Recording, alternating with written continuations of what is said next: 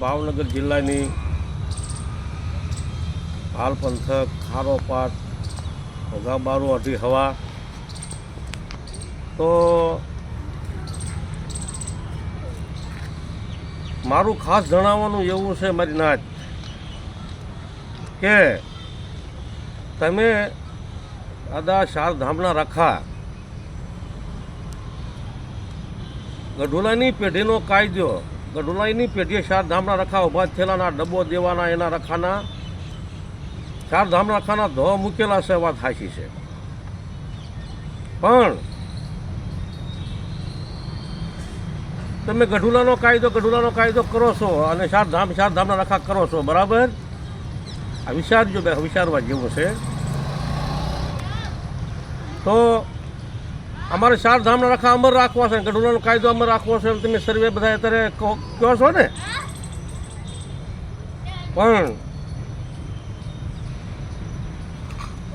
ગઢુલાનો કાયદો અમર કેવી રીતે આમાં રહી છે કેમ અમર છે અને હું જોઈને તમે બધા વાતો કરો છો કે અમર રાખવો છે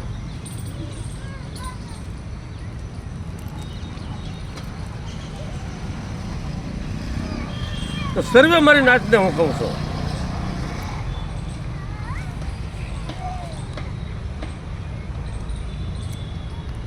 કાળું તુલસીનો આડીમ્યો કાકાજી બે હારાનો વહુ તમે કહો ને વહુનો ડબ્બો આપણે અમર રાખવો છે ને ગઢુલા અમર રાખવો છે ને ગઢુલા અમર રાખવા માટે તમે વાતું કરો છો ને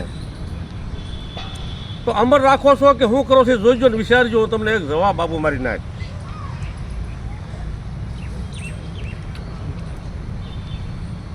કે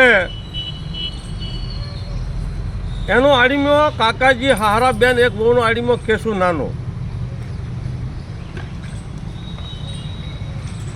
તો આડીમ્યો હર પેઢી આવે છે હર વખતે આવે છે આટલું પર રોવે છે કોની માટે ગઢુલાના કાયદા માટે ચારધામના રખા માટે બરાબર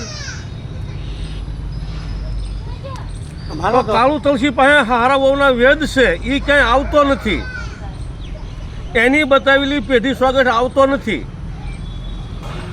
કેસુ નાનું ડિપોઝિટ મૂકે કેસુ નાનું જવાબ દે કેસુ નાનું આડીમ્યો હામો આવે કાળું તુલસી હામો એની બતાવેલી દિલીપ લાલાની બતાવેલી પેઢીનો સ્વાગતનું ધામ તો ના પણ એ કાળું તુલસીનો આવે દિલીપ લાલાનો આવે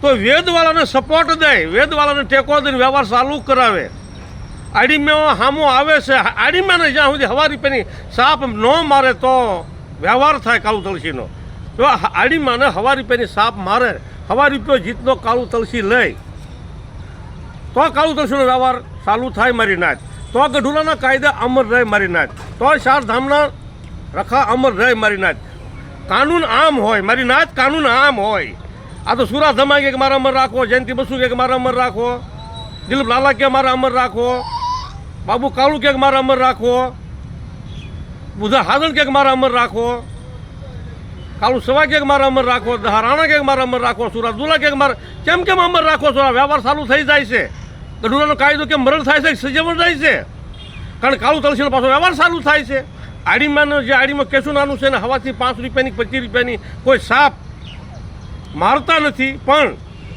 એની બતાવેલી પેઢીએ પણ કાળું તુલસી દિલીપ લાલા આવતા નથી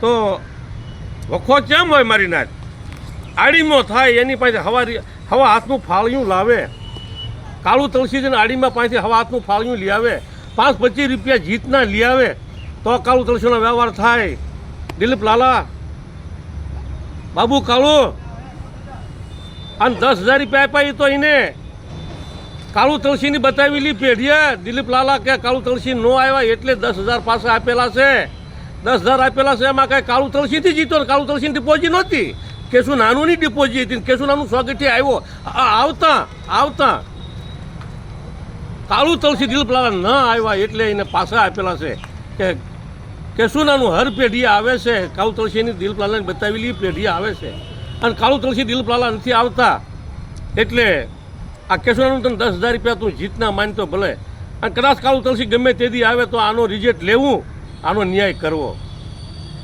એવી રીતે જયંતિ બસુ એ પાસે આપેલા છે, પણ આડીમો હામો છે, સજીવન જીવતો છે.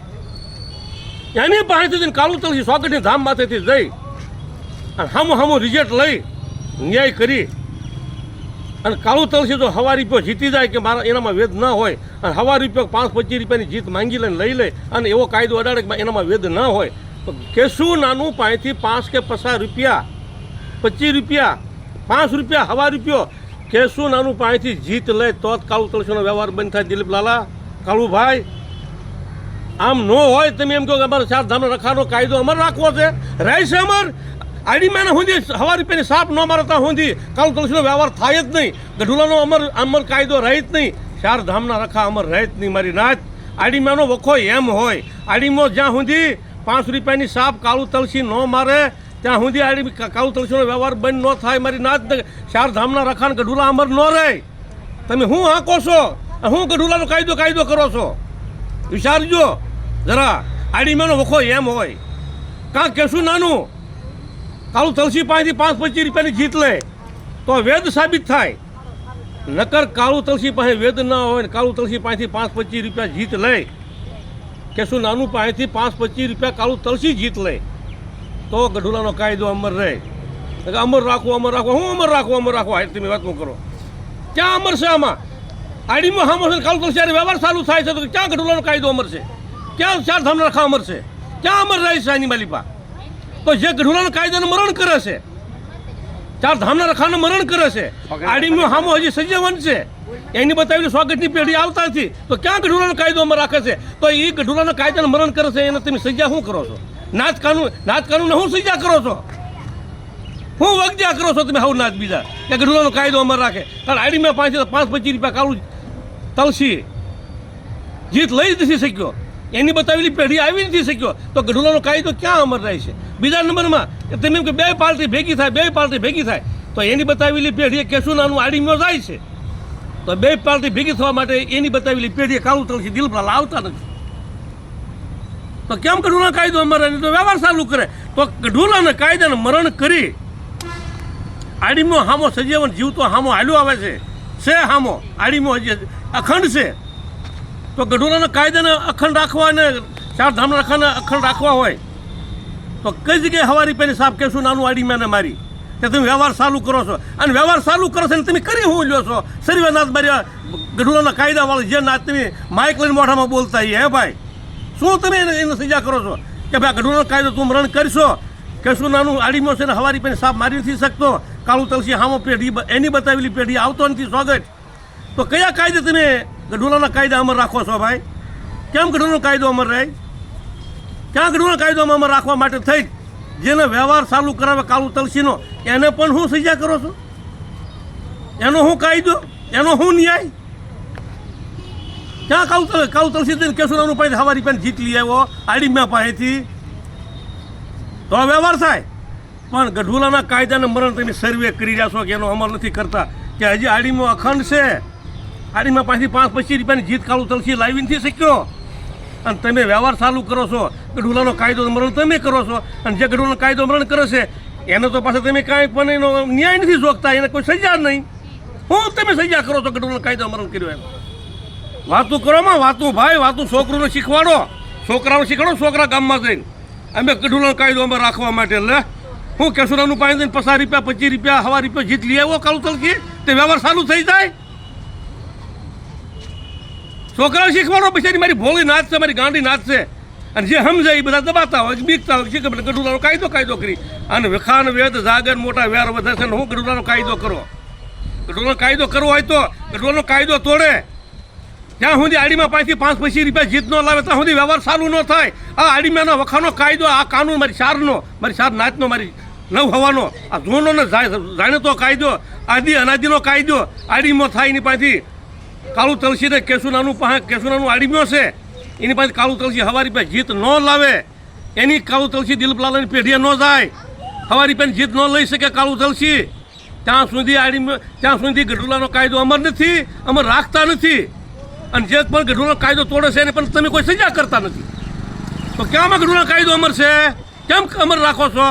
આમાં રાખવો હોય તો કાળું તલસી આડીમાં 5 થી 5.25 રૂપિયા